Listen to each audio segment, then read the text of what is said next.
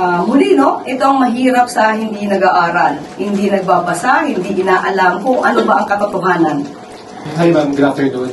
Earlier today po, si Vice President Sara Duterte issued a statement regarding the impeachment proceedings yesterday, and she did not directly address the allegations of corruption.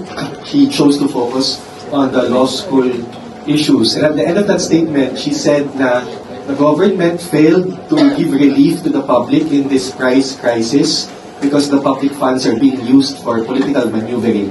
Ano po ang reaction po ng policy? Muli, no, ito ang mahirap sa hindi nag-aaral, hindi nagbabasa, hindi inaalam kung ano ba ang katotohanan.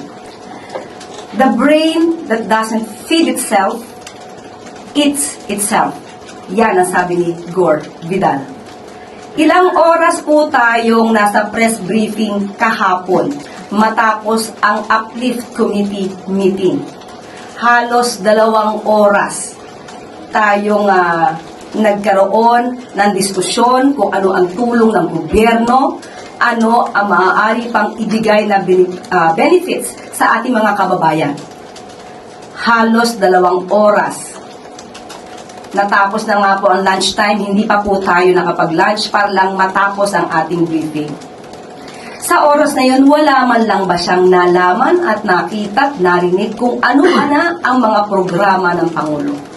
Nakakalungkot para isang public servant, no? Nakakalungkot para sa isang public servant na lumalabas na walang alam.